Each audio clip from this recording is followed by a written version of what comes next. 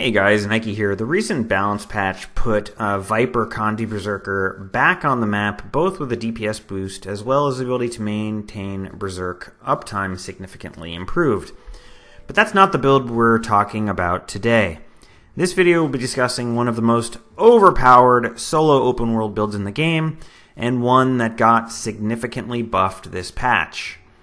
Celestial Defense Condi Berserker is such an easy build to recommend because it has great boon generation, strong DPS, lots of tankiness, and excellent sustain.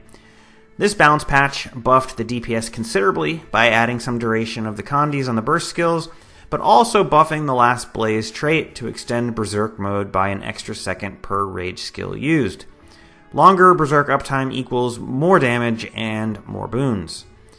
You all know that I think that most players shouldn't necessarily be gearing a solo PvE build and should gear a meta boon support build instead and use that everywhere. But I know a lot of people do love these builds because it lets them feel very overpowered when playing solo content. But unlike many of the other Godmode solo builds, which only really make boons for themselves, the great thing about this build is that the boons it creates go out to 5 players. So when you do happen to be at a group event or a meta train or whatever, you still support everyone around you. I'm on record saying that nobody should be a leech, and people playing selfish solo builds at group events are not team players. But this build lets you be a tremendous benefit to your group, as well as a god when playing solo.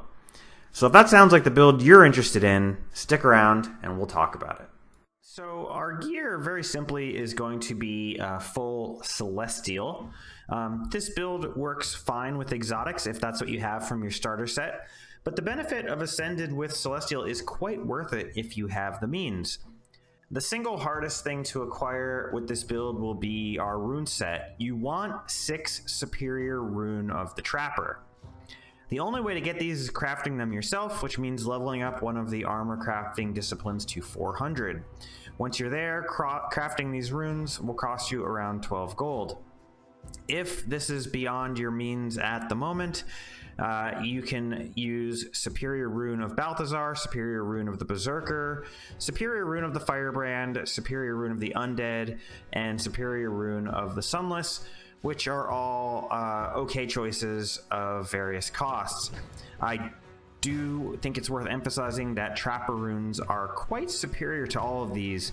So if you have the gold, if you have enough gold to get full Ascended, you probably have enough gold to craft the Trapper runes, and I would strongly suggest not cheaping out here and getting them. If you don't have the gold or the time to level crafting and you're still using exotics, one of those alternatives that I mentioned is best. Now, as far as the sigils, we are going to go with a longbow with Sigil of Doom and Sigil of Earth, and then a sword torch set with Sigil of Earth and Sigil of Geomancy. And then lastly, our relic that I'm recommending is the Relic of Durability. Now, for pure DPS, the Fractal Relic is the best option, so if you want more DPS, feel free to swap to it. I personally like the Durability Relic because the build doesn't really have any other way to access protection or regeneration consistently, and having these boons, even with limited uptime, will noticeably and massively increase your sustain. Now, for consumables, the food that I'm recommending are plates of beef rendang, or the Ascended version of it if you have access to it. And for utility, tuning icicles will give a ton of extra condition damage. So anyway, that's it for the gear. If you guys have any questions about the gearing, please ask in the comments below. But with that said, we'll move on to traits. For our traits, we are going to take Arms, Defense, and Berserker. In Arms, we are going to take Wounding Precision, which will give us Condi Duration, Blade Master, which gives us Condi Damage and reduction to our Sword skill number 3, which is very important. And we also get a decent amount of Fury from the trait line, which will help us keep up Perma Fury. And then at Grandmaster, we take Furious, which is awesome in that it makes our crits give us double adrenaline, which helps us keep pumping out our burst skills on demand. And also it gives us stacks that give us big condition damage. And being able to keep your stacks very high is a great source of damage for this build. Defense is where we get our tankiness and our sustain from. We are going to take Coal of the Week, which adds a little bit of damage, but really the key factor here is that it puts weakness on the mobs that we fight. This might not seem meaningful against bosses, but when you're fighting against elites, it actually is very noticeable in how much that damage reduction that they do when you have weakness on them permanently. If you want to substitute for Dogged March at the cost of a little bit of damage, you can. Dogged March is very viable, especially if you're in an area where the mobs have a lot of cripple and slow and chilled. This is going to really make those areas less annoying, but also give you decent uptime of regen. And like I mentioned earlier, with the relic, we don't have a lot of regen uptime in the build. So in those areas, the extra regen will be quite noticeably good. That said, if you're in a zone that doesn't have these skills, you can't count on that regen. So it's not something that I would take by default, but if you know what you have to do, it's a good option. At the master level, we're going to take Defy Pain, which is going to be good every time, essentially, that we headbutt in our rotation. We are going to get 4 seconds of immunity from damage. So every 20 seconds, we're immune from damage for 4 seconds, which is quite good for survivability. And then at GM, I am recommending Cleansing Ire. Cleansing Ire will essentially be taken to make us shed conditions every time we use our burst skills, which we use quite a lot. You may also take Stalwart Strength. It is a very good option. It actually adds DPS to the build and adds significant stability uptime. This, between Stalwart Strength and Cleansing Ire, this is a thing that you're going to want to switch around. If you are in an area where there is no CC whatsoever, but a lot of conditions, obviously Cleansing Ire is going to be the play. If you're in an area where there's a lot of CC and no conditions, and you just want the little bit of extra damage, then go with Stalwart Strength. These are both, just like the Dogged March and Coal of the Week, these are kind of interchangeable, and you switch around based on what you think you need, and you can play with both and pick the one that you kind of want to be your default. I would recommend for, sort of casual open world stuff, going with Cleansing Ire. But when you are doing specific boss fights, I would probably go with Stalwart Strength, just because most bosses have CCs, whereas most bosses don't really spam you with condies.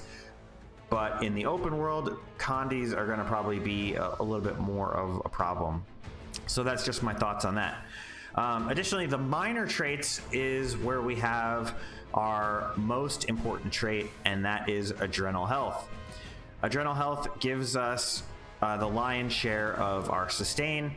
We will be healing for about 450 health per second, which would exceed our regeneration when we have it. So it is quite a big source of sustain, and when combined with regeneration, it is very, very good for our ability to sustain. In Berserker, we are going to take the recently buffed Last Blaze. In addition to juicing our damage, like I said, it was patched to extend our Berserk uptime by an extra second when we use a rage skill. This means that we should have Berserk duration that lasts realistically as long as most any fight you're going to do in the game, so long as you continue to use your abilities. At the major level, we will take Heat of the Soul, or Heat the Soul. Heat the Soul essentially is going to give us Might, Fury, and Quickness when we use a burst skill. And these are AoE, so these affect all our allies around us. We will, in this build, be able to keep as long as we keep using our skills and we stay in Berserk mode, we will have basically perma quickness uptime. The Might and Fury is also quite nice. We should cap Might and Fury by ourselves, but again, one of the big upsides of this build is that unlike other solo builds in the open world that you see recommended, this one is supportive in that it will add a meta. If you take this to a meta event, you will add quickness and fury and might to the people around you. So you are supporting your allies, and it is quite good. And then at the Grand Master level, we are going to take King of Fires, which is a large buff to our burning duration, as it also gives us the ability to detonate our fire auras for big damage. And one of the easiest ways to get a fire aura on demand is to use Sword 2 whenever you have a fire field down, such as your Flames of War. That will give you a fire aura, which you can then detonate for even bigger damage. Now, as far as skills go, we take Blood Reckoning as our heal, which is one of the best heal skills in the game, maybe the best heal skill in the game. Essentially, it's going to allow us to refresh the cooldown of our burst. So the typical gameplay loop is going to be burst skill, Blood Reckoning, burst skill. Additionally, it will heal us to full instantly when we use it, unless we are very low on health and are poisoned, but otherwise it'll heal us to full. And then while it's active, which is 5 seconds, we are essentially immune to damage because it will heal us faster than almost any incoming source of damage. So it is just absolutely great. Our utility skills, we take Shattering Blow. Shattering Blow is great. It's one of these skills that does everything. Not only does it add some bleed damage, it also blocks an attack and reflects missiles, which can be used tactically in certain situations. But it also extends our Berserk uptime, which is again great. And then lastly, it gives us stability uptime, which is also quite good. So this skill is very, very useful. Typically, you're going to spam it on cooldown to keep your Berserk going. But if you absolutely know there's a must-block attack coming up, you can save it. And additionally, if you are in a situation where you know stability is going to be needed, you can also use that to give you stability.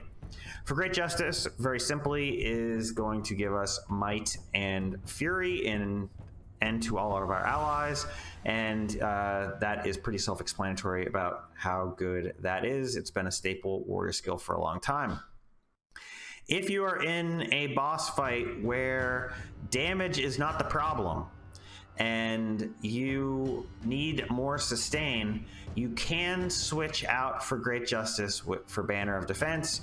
Banner of Defense is going to basically ensure that you have perma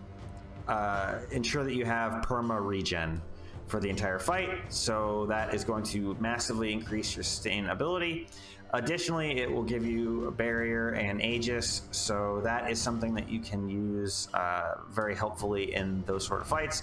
And for Great Justice is your least essential skill on your bar, so don't feel bad about swapping that out if you're in that situation. You should be able to keep Perma Fury up without it, and you might have trouble might capping without it, but it shouldn't be actually that huge of a deal in the long run. And then lastly, we're going with the tried and true Berserker combo of Headbutt and Outrage. The way that these line up is that every time your Headbutt is off cooldown, Outrage will also be off cooldown to break your stun out of the Headbutt so that you don't lose any damage. And then when Outrage comes off cooldown again, Headbutt will still have 10 seconds of its cooldown, so you just spam Outrage that one time and the cooldowns will still line up. So you're basically just using it for a free Berserk extension as well as a little bit of burning damage on the boss. So that's the traits and the skills, guys. If you have any questions, let me know below, but we'll talk a little bit about the playstyle now. All right, I'm not going to do a full rotation skill by skill breakdown because it doesn't really apply sort of in open world, but there's some key precepts you always want to be aware of when playing. You want to use your burst skills on cooldown. You want to use your healing skill on longbow burst only. Longbow 2 is your best longbow skill, so you want to use that on cooldown as well. You want to use For Great Justice, obviously, on cooldown, and as well as Headbutt, Outrage, and Shattering Blow. One thing to note, you can use Sword 2, like I said before, in a fire field to generate a fire aura that you can then detonate. And if you don't have a fire field down, Sword 2 is not worth using. Longbow 3 is a good filler skill on Longbow because it's slightly better than an auto attack, and the burst finisher will give you 3 stacks of long-lasting might. As you can probably pick up, because of all these things that I'm telling you to use on cooldown, it is a fairly fast-paced playstyle. But everything sort of flows really well, and as long as you maintain the big picture stuff like burst skills on cooldown, spamming your utility skills on cooldown, and weapon swapping on cooldown, all the other stuff, the order can be swapped around to whatever is convenient for the situation, and it's relatively minor. The big things are just making sure you weapon swap on cooldown, like I said, use your burst skills on cooldown, and use your utility skills. Alright, so that's it, guys. This is the most overpowered warrior build for solo PvE, and it's also useful enough to bring to meta events without me accusing you of being a filthy, disgusting leech. So I hope you really do dig this build and you give it a chance. Please give it a try. Let me know how you like it in the comments below after you've had a chance to play with a little bit, and I will see you next time. Peace.